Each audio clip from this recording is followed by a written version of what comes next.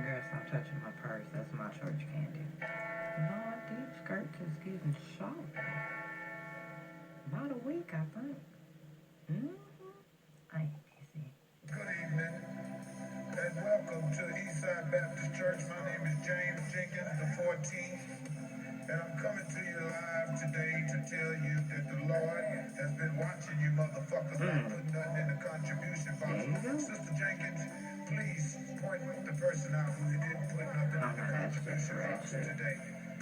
It's the reason why our toilet in the church is not working. No, it's not. Because no one has been The putting deacon nothing in did the box. that. Everybody You got knows to pay that. to hear about the Lord nowadays. See, I And told he gave me you. the word I to told give it to you. you. You motherfuckers better start putting something in the contribution box so me and Sister Jenkins can continue to ride these on that bitch.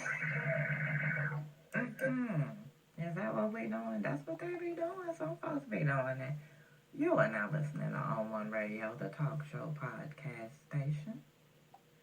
I am Sister Such and Such, and welcome.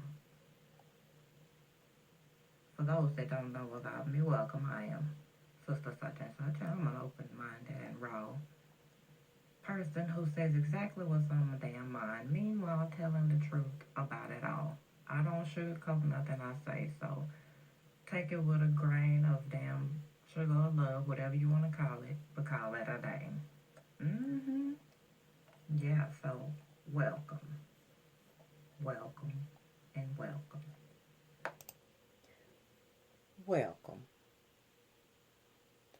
I'm glad y'all could take some time and spend with old Sister Such and Such. We got a topic today that's, well, a lot of people like this fella. I done grooved and got it on to his music too. I admit that.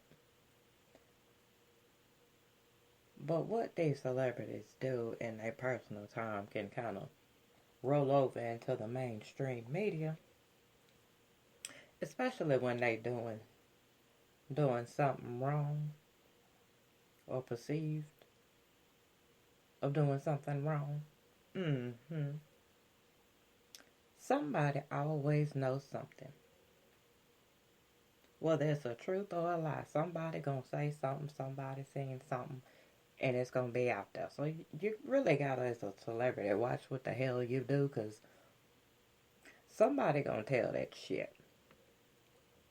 Now, who am I talking about? I'm talking about R. Kelly. Yeah, R. Kelly. He's back in the news. I guess your past just catches up to you. And until it's proven to be true, everything is alleged. Allegedly did this, allegedly did that, until it's proven to be, that person proven to be guilty. At least that's how it's supposed to go. Now, we all know about R. Kelly and him being in the limelight, being a musician and all, and he wants to pee on little girls and whatnot, and marry underage girls. He just got a long laundry list of shit he like to do. Okay, he kinky. R. Kelly is nasty. That's his ammo, that's his thing. But it's catching up to him, apparently, because he's back in the news. Now, we also know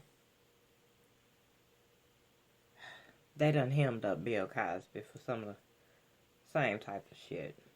But he done been found guilty. But some way, R. Kelly still free. Mr. Nasty Time is free. And on this, the question has been asked, when will black women get justice for this? His alleged victims.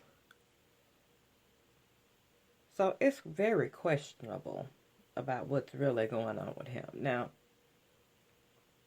if you're not familiar with him and his cases and what he got going on, here we go. The infamous R&B star R. Kelly is back in the news again following a civil lawsuit and a new criminal complaint with the Dallas DA's office. The civil lawsuit alleges Kelly knowingly infected a 19-year-old woman with an incurable sexually transmitted disease and was grooming her to become part of his quote-unquote sex cult harem. Now, the latest accusations follow years of reporting and allegations against Kelly, but this time the charges seem to be causing some blowback in Kelly's own camp. Several of his longtime supporters and even his attorney have deserted him in the past few weeks. They jumping ship, y'all. They jumping damn ship. It's as if the SS Kelly ship is sinking. Now, in another big sign of real backlash, influential morning radio host Tom Joyner announced he will no longer play Kelly's music. Now, through a spokesman, Kelly categorically denied the latest allegations in a statement. Hopefully, we may be witnessing the beginning of the end for the 51-year-old artist. The timing certainly feels right. On April 26, Bill Cosby was convicted on 3 counts of aggravated, indecent assault, bringing an emotional end to a case that helped spark the renewed effort to bring abusers to justice. But the question is, as a black woman, is why has it taken us so long to bring these type of men down? Although Cosby has now officially been found guilty of assaulting one woman, there are dozens more who say he also tried to assault them. Now, R. Kelly is another egregious example of how long it can take for accusations to make a dent in public opinion, given that his pattern of behavior also stretches back many decades. Now, Kelly was indicted in 2002 and subsequently found not guilty 6 years later on charges of child pornography after he was filmed urinating on an allegedly underage girl. That's what I was talking about, that pissing on folks. Yeah, I guess he's getting off on pissing on folks. I don't know what the hell they call that, but that's supposedly a fetish or kink or whatever. Now, he had also been accused of grooming teenage singer Aaliyah in 1994 for marriage, and of most recently of meeting his dark sexual needs by creating his own version of a sex cult. Nevertheless, for over 20 years, Kelly has been able to thrive as a musician. It is believed that this is a result of too many of us in the black community turning a blind eye to Kelly's misdeeds. Now, obviously, white fans have been ignoring his crimes for years also, but the black community should have known better. Really? Really? Anywho, to be clear, there's a lot of blame to go around. Now, the activists like Me Too founder, Tarana Burke, and the founders of Mute R. Kelly have been speaking about him for years, but have been largely ignored by concert bookers, black radio hosts, black musical collaborators, and the black fans who attended and continue to attend his concerts. In total, Kelly has sold over 50 million albums, collaborated with such greats as Jay-Z, Ja Rule, Quincy Jones, and Snoop Dogg, and has been nominated for 26 Grammy Awards. Although social movements geared toward protecting women from sexual harassment, sexual violence, and toxic masculinity have been taken down. The likes of Harvey Weinstein, Steve Wynn, and now Cosby. Kelly has maintained his innocence, remaining free and relatively unscathed. This is troubling because the superstar is accused of continuing to commit these heinous acts toward women. But it is also sadly predictable when viewed through a historical lens. In this context, R. Kelly represents a very old phenomenon in the black community.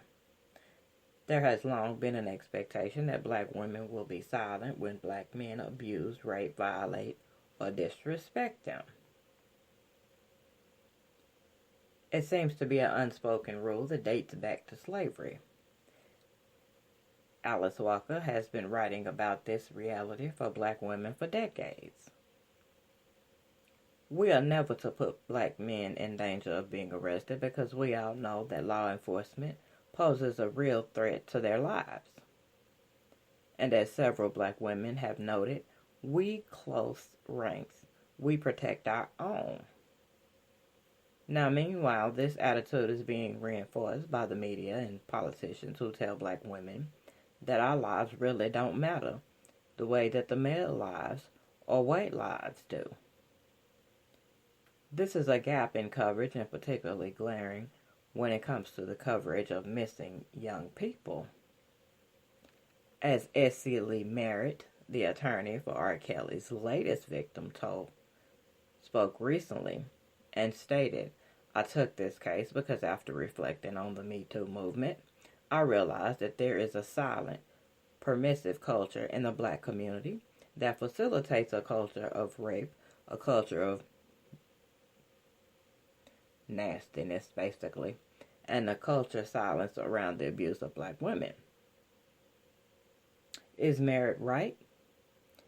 Is it time for the black community to reflect its complicity without defensiveness or excuses? As with black women in particular, need to examine why we have not worked harder to push back against the sociological impact of degenerating rap lyrics, sleazy videos, and TV reality shows that inaccurately depict black women as violent, foul-mouthed, gold-digging, sexual vixens on the prowl. It has been applauded the efforts of the black male allies like Merritt and Shaun King and others, but it's not enough. And this is where it gets kind of tricky. Movements like Me Too are undeniably positive, collectively, but black women must not rely on them to achieve justice. Those movements remain focused largely on the protection of white, socioeconomically powerful women, the kind of women who have the power to fight back. Now, in the light of this sad but true, as black women need to police our community ourselves and not to sit back and allow our causes to be co-opted by well-meaning white women. As there are time and again, remember the suffragist and abolitionist, pardon me, my mouth kind of dry, movements of the 1800s. Sojourner Truth was clear in 1851 when she exclaimed over and over, "Ain't I a woman?" Now, the point in this opinion is R. Kelly has been a pedophile for years now, and yet his record and concert sales are robustly supported by the black community. Tom Joyner's recent boycott and similar actions from a handful of others in the entertainment industry is a good start, commercially. But Kelly will be singing in Honolulu and has at least 2 other shows booked. Ultimately, is it optimistic? Or is it not optimistic that Kelly will join Cosby in the defendant's chair? But that doesn't mean black women can't use their power, as they do have economic, political, and social power to stop men like R. Kelly.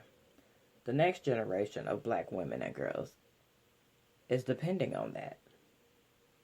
Now, that's an opinion story that I just delivered to you. Now, here's my opinion on this. First of all, there's good and bad in everything, let me say that.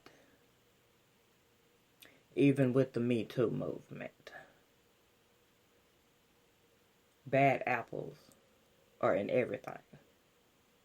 And that tends to cause conflict and destruction to a positive movement. You also have those bad apples who are, well, let's just put it out there, that are some gold digging hoes and are not telling the truth, but seeking the limelight. So they put themselves in a position of telling a lie and covering it with Me Too. Now, don't get me wrong, there are some women out there, and I completely understand. Been there, done that. Yes, I said that. Been there, done that. But there are some actual victims out there who truly have not spoken up, who are not depending on Me Too. Some of these movements, as was stated in the article, are leaning more toward wealthy women. And in my opinion, it's white and black with Me Too. But it is ran and maintained by a white woman. It's a woman, so I'm not really tripping on that fact. But as a celebrity, you gotta be careful. And I believe in this situation, the situation with this so-called alleged sex cult,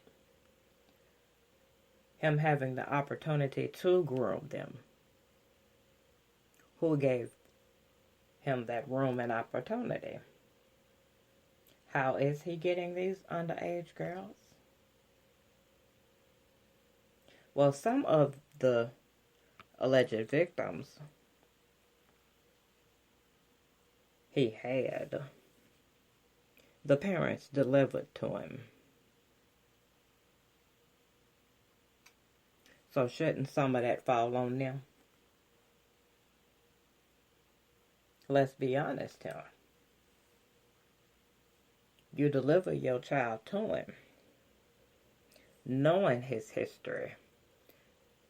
You so-called trusting your child to go and possibly learn how to sing, get lessons, and be guided and placed up under his wing. But the problem is your motive for doing it. You doing it. It's money. So you turn your child over to him, and you don't get your child back, and then they, what I would say, age out, and then they saying, well, fuck it. Mom and daddy, or mama or daddy, or whoever the guardian is, pretty much gave me to you, so I'm grown now. I done got used to this lifestyle, whether it's brainwashing or just being financially comfortable with this man. Who's to really blame him?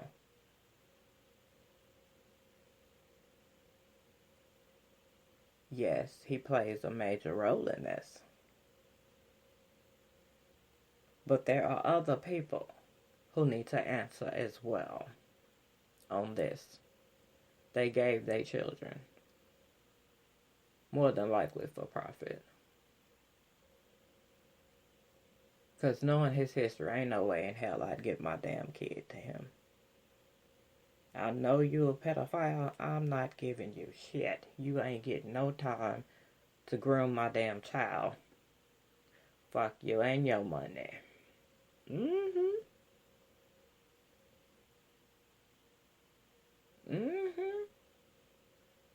And that's how a parent or guardian should feel about that situation. Damn the money. What you want with my child? What's your motive? What's your intentions? What you trying to do? You can lie and say you're just trying to mentor them. That's the same rules that some of these teachers is using. Extra tutoring and so-called guidance. But it's actually their time to groom.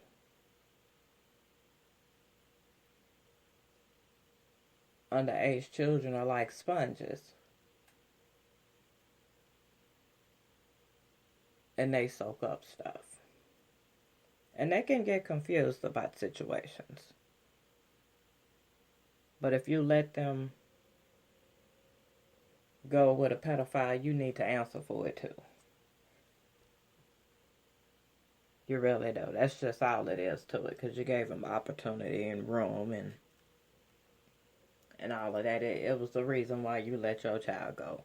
What's that reason? Yeah, he need to answer for his shit. But the parents and guardians need to answer for their part in the bullshit too. If he gonna get locked up, everybody that knows something about it needs to be locked up as well. Because they made no effort to stop it or they contributed to it. They were enablers. They could have prevented the alleged abuse by actually doing their job and being parents or guardians.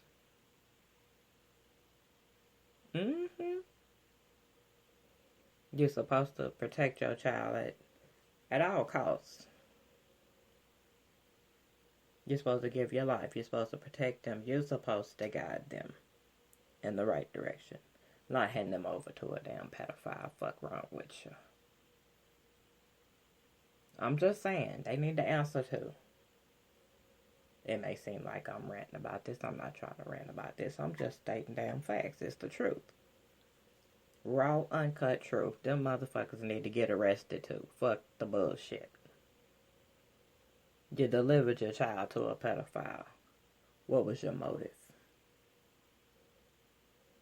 Everybody know about him and Aaliyah and everything that was going on back then.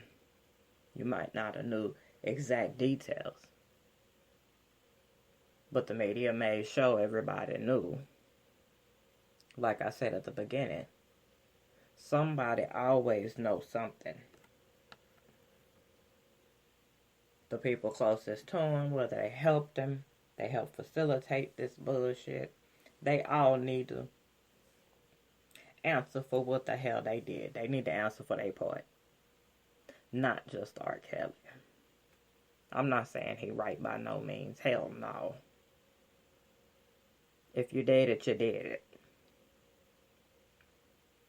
But everybody else that took part in enabling,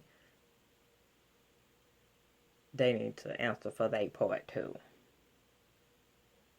And why the hell is he not locked up? He's supposed to have done all this shit.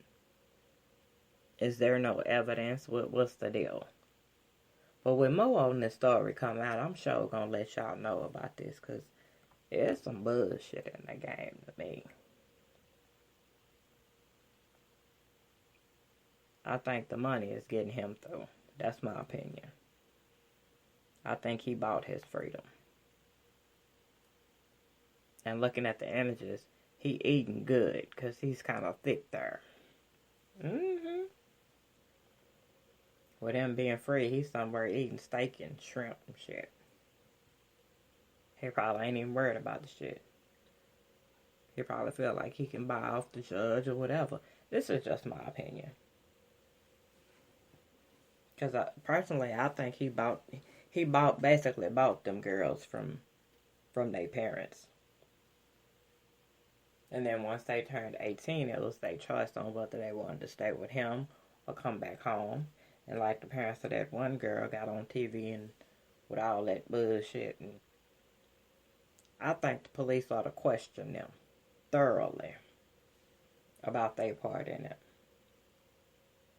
Because then they want to get on the news and go on these shows and talk about them not being able to see their child, talk to their child. Why the hell you send her in the first damn place? You knew about his past.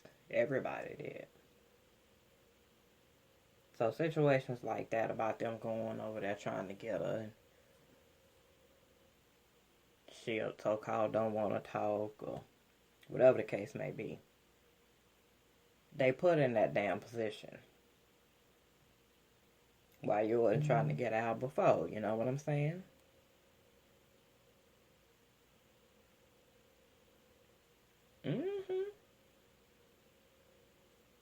But he free, and it's another allegation coming out of Dallas.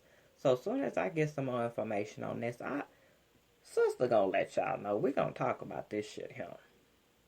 Because there's some shit in that game. Money can only take you so damn far, I'm just saying. It can only take you so far. Because without the money, I think he'd already be locked the fuck up. Some of his people is jumping ship, and that's questionable in itself. What is it that's making y'all jump ship? Is it because y'all know the truth? And you trying to run from it because you might have to answer for some shit you know? I'm just saying, it makes you think and it makes you wonder. You're supposed to think about shit like that. Because it keeps you on your toes. Keeps you out of that type of bullshit. It lets you be able to see that shit a mile away. And to the celebrities, I'm going to tell y'all like this. Y'all get out there and y'all get to kicking it and doing shit. If you don't want to end up in situations like this, I'm going to tell you like this. It's called a non-disclosure agreement. If a person really want to be with you and kick it with you, they'll sign it. And then you ain't got to worry about that shit coming back to you later.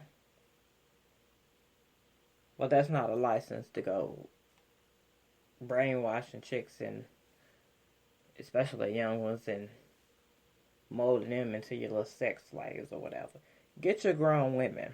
That way they legally can make their own decisions.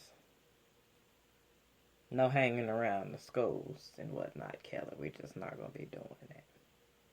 Hanging around McDonald's and shit, picking up little girls. We just not going to do that. That shit ain't cool by no means. I'm glad I ain't got no young ones. Because I'd be in jail. Sister would be in jail, baby. I'd be in jail. Because I don't give a damn about him being a celebrity. I bust him in his ass. And that's the way a parent's supposed to look at it. Protect your children at all costs. Not deliver them into the hands of a pedophile. Excuse me, alleged pedophile.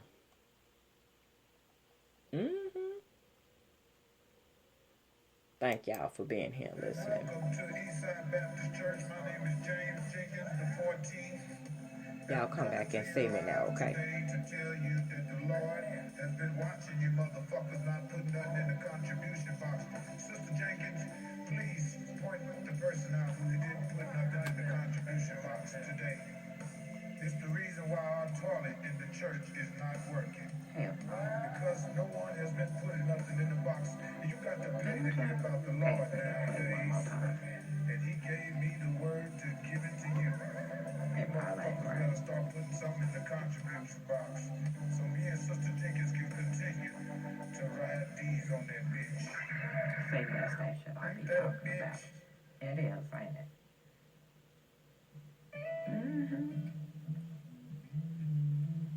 You've been listening to On One Radio, the talk show podcast station.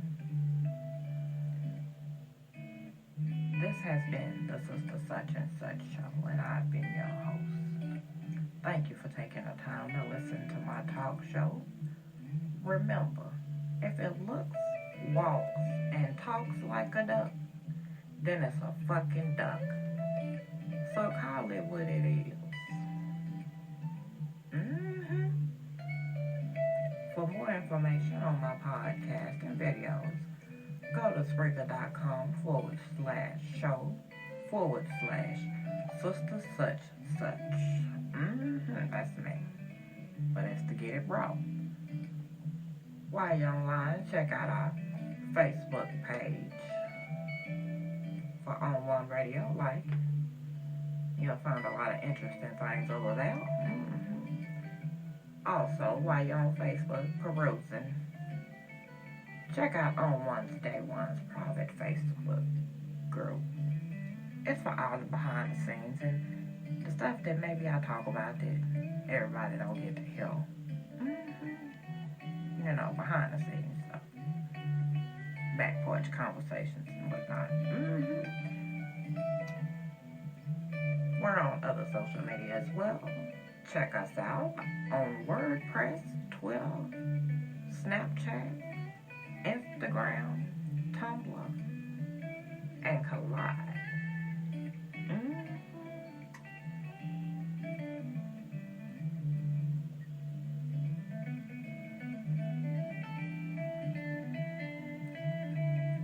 On One Radio is raw, uncut, truth.